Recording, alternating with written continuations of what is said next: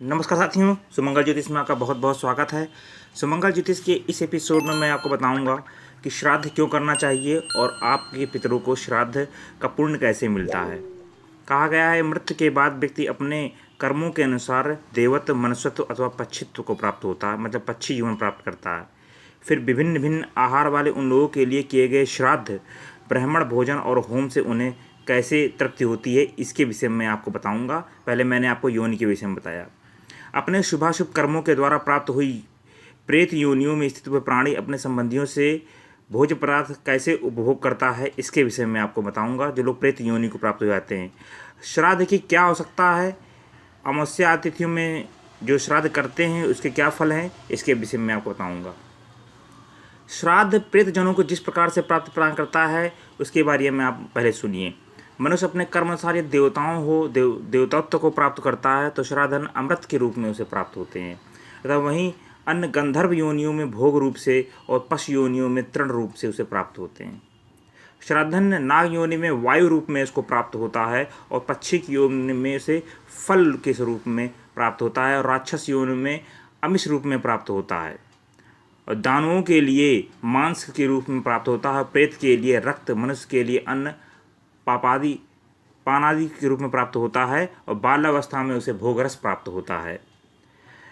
कहा गया है कि मनुष्य के द्वारा दिए गए हव्य के पदार्थ पितृलोक में कैसे जाते हैं और उनको प्राप्त करने वाला कौन होता है। यदि श्राद्ध मरे हुए प्राणियों के लिए भी तृप्ति प्रदान करने वाला है तो बुझे हुए दीपक का तेल भी उसकी लौ को बढ़ा सकता है। इस पे कन्फ्यूजन पैदा किया गया है, मतलब बुझे हुए दीपक का लौ भी तो उसको दीपक को जला सकता है। अगर किसी को, मरे हुए व्यक्ति को श्राद्ध का पुण्य प्राप्त हो सकता है। कहा गया है कि मरे हुए पुरुष को अपने कर्म के अनुसार गति प्राप्त होती है, तो उसके अपने पुत्र के द्वारा दिए गए पूर्ण कर्मों के फल वह कैसे प्राप्त कर सकता है, इस पर प्रश्न चिन्ह उठाया गया है। तो श्री भगवान आंसर देते हुए बोलते हैं कि प्रत्यक्ष की अपेक्षा श्रुति का प्रमाण बलवान होता है। श्रुति से प्राप्त हुए ज्ञान का स्वरूप अमृत के समान होता है। यदि आप कोई चीज़ श्रवण करके प्राप्त कर रहे हैं तो वो अमृत के समान आपके शरीर में विद्यमान रहती है। श्राद्ध में उच्चारित पितरों के नाम तथा गोत्र हव्य कव्य के प्रापक हैं। भक्तिपूर्वक पढ़े गए श्राद्ध मंत्र प्रापक होते हैं। ये अचेतन मंत्र कैसे उस श्राद्ध को प्राप्त कर सकते हैं, इस विषय में मैं आपको बता रहा हूँ, सुनिए आप। कहा गया है कि अग्निश्वात आदि पितृगण उन पितरों के राजपद पर नियुक्त हैं। समय आने पर विधिवत प्रतिपादित अन्न अभिष्ट पितृपात्र में पहुंच जाता है जहां वह जीव रहते हैं।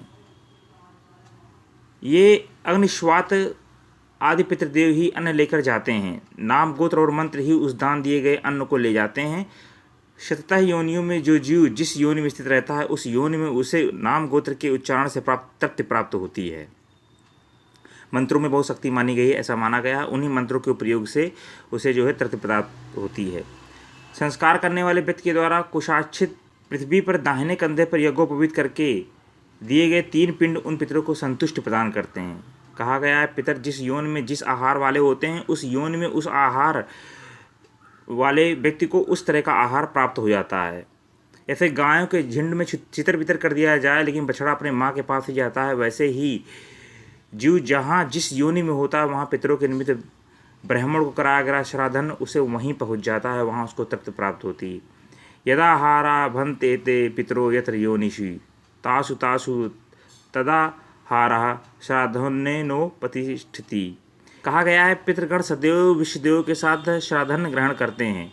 ये ही विश्वदेव श्राद्ध अन्न ग्रहण कर पितरों को संतृप्त करते हैं। तमाम देवताओं के नाम बताए गए हैं। विश्व, रुद्र देवता, पितर तथा श्राद्ध देवता श्राद्धों में संतप्त होकर श्राद्ध करने वाले पितरों को प्रसन्न करते हैं। श्राद्ध के द्वारा स्वयं पितर संतुष्ट होते हैं और देवता भी संतुष्ट होते हैं और देवता संतुष्ट होकर पितरों को भी संतुष्ट करते हैं। क्या है कि अंतरिक्षगामी वे पितृगण उस श्राद्ध में ब्राह्मणों के साथ ही भोजन करते हैं। वे वायु रूप में वहाँ आ जाते हैं जहाँ आप श्राद्ध कर रहे होते हैं और भोजन के करके परम गति को प्राप्त करते हैं।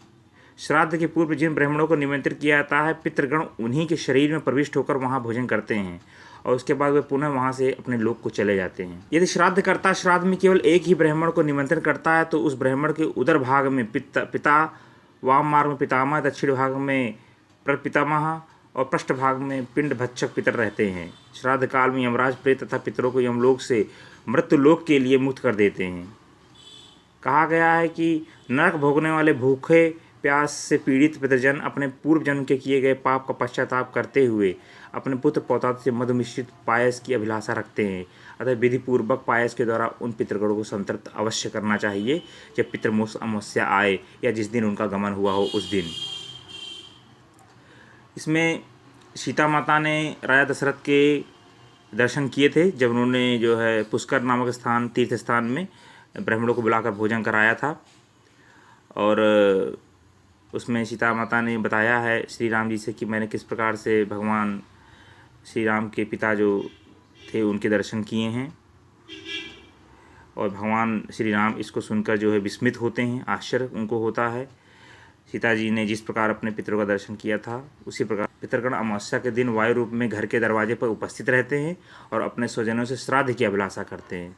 जब तक सूर्यास्त नहीं हो जाता तब तक वह वहीं भूखे प्यासे व्याकुल खड़े रहते हैं आपके दरवाजे पर वायु रूप में। सूर्यास्त हो जाने के पश्चात वे निराश होकर दुखी मन से अपने वंशजों की निंदा करते हैं और लंबी लंबी सांस खींचते हुए अपने अपने लोग को चले जाते हैं।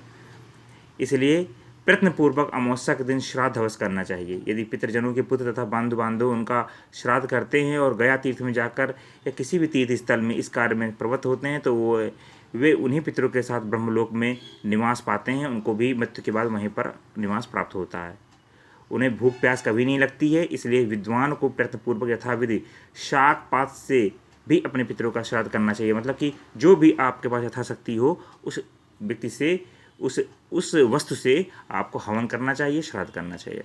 आप अगर समय से श्राद्ध करते हैं तो कोई भी कुल में दुखी नहीं रहता है। पितरों की पूजा करके मनुष्य आयु पुत्र यश स्वर कीर्ति पुष्टि बल श्री पशु सुख और धन प्राप्त करता है। देव कार्य से भी पितृ कार्य का विशेष महत्व है। देवताओं से पहले पितरों को प्रसन्न करना अधिक कल्याणकारी माना गया। कुर्वीर्थ समय श्राद्धम कुले कश्चिन सीदति आयु पुत्रा यशः स्वर्ग कीर्ति पुष्टि बलम श्रियम पशून सौख्यम धनम धान्यम प्रापुनुयात पितृपूजनात् देव कार्यादपि सदा पितृकार्य विशिष्यते देवताभ्यः पितॄणां ही पूर्वमाप्यानां शुभम। इस प्रकार से देवताओं से पहले पितरों को प्रसन्न करना चाहिए। जो लोग अपने पितृगण देवगण ब्राह्मण तथा अग्नि की पूजा करते हैं वे सभी प्राणियों की अंतरात्मा में समाविष्ट होते हैं और भगवान की पूजा का उनको लाभ मिलता है। शक्ति के अनुसार विधिपूर्वक श्राद्ध करके मनुष्य ब्रह्म पर्यंत समस्त चराचर जगत को प्रसन्न कर लेता है।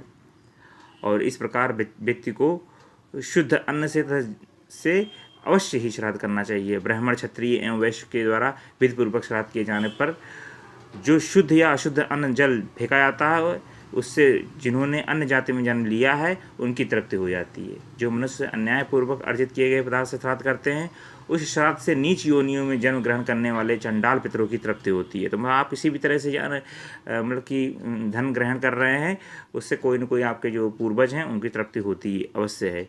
इस संसार में श्राद्ध के निमित्त जो कुछ भी अन्न धन का आदि का दान अपने बंधु बांधवों द्वारा दिया जाता है वह सब पितरों को प्राप्त हो जाता है।